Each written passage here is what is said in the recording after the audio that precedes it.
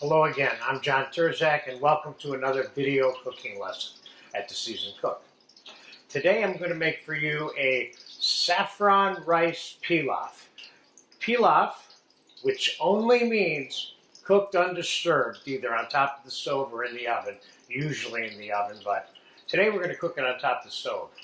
So all of the ingredients that we're going to use for this is Spanish saffron threads, some fine diced mirepoix, about 3 cups, 2 cups of white converted classic Americana rice that I rinsed for about 5 minutes in cold water, a little more than a quart of chicken stock, and a little bit of dried leaf thyme, and the 3 or 4 ounces of whole unsalted butter that I have in this pan right here. So I have the melted butter in this pan here. And we're going to take the 3 cups of the mirepoix and put it in here. Now, mind you, you can make this recipe without the mirepoix and without the saffron, and you can make this recipe without the chicken stock and just use water if you want. So I'm going to put a little bit of salt on here and a little bit of pepper, because we can always season this rice after it's all said and done, and a little bit of dried leaf thyme or fresh thyme, like a teaspoon or so. I'm going to put this back on the fire and just cook it for a couple minutes until those veggies are a little bit cooked. So this will take about 3 or 4 minutes. Okay, it's been about 4 or 5 minutes. And as you can see, it's simmering in there. And now we're going to put the rice in here. We're going to do the John method here by steeping this covered, rather than with fire on it cooking, with hot boiling chicken stock, or you could be using hot boiling water, whatever the case may be. So we're going to take the quart of chicken stock and we're going to season it with the saffron so that we get a more of an even distribution. Now, how much saffron? There's such a thing as too much. Just because this has a fragrance and it has an expense doesn't mean the more you use, the better it's going to be. This is definitely not the case. That is enough threads right there. I got about a teaspoon of threads. And if you have powder, I would say a teaspoon of powder, because saffron does come in powdered form as well. Okay, now we're going to pour this onto the chicken stock. And we're going to cover this up.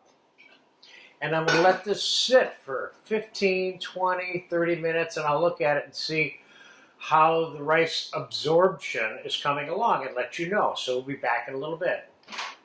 Okay, the rice has been sitting about 25 minutes, and let's take a look at it. And let me just get a little bit of that on the table for you. This is about 80% cooked right now. So it's nice and fluffy and it's not stuck together. That's a very important factor here by not boiling it to death. Now I'm going to take it and set it on a very, very low simmer for another 10 minutes or so, which is all it's going to take to finish that rice. Then we're going to dump it out on a sheet pan, and you can see to cool it, and you'll be able to see how nice and fluffy this rice is. So we'll see in about 10 minutes. Okay, the rice has been on a super duper low simmer for about 15 minutes. And let's take a look at what we got.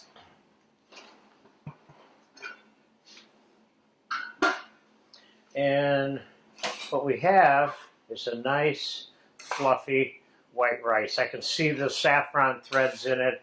It's taken on the hue of slightly yellow tint, which is all it needs to have to taste like saffron.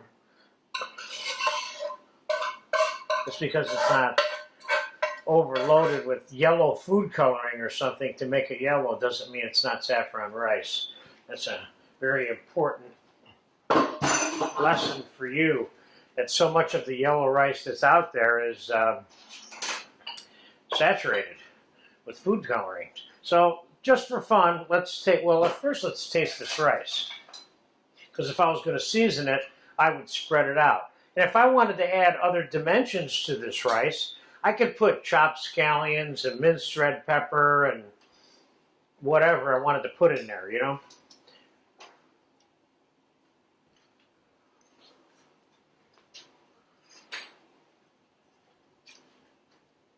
That rice is done. It's got enough, it has enough seasoning in it for me.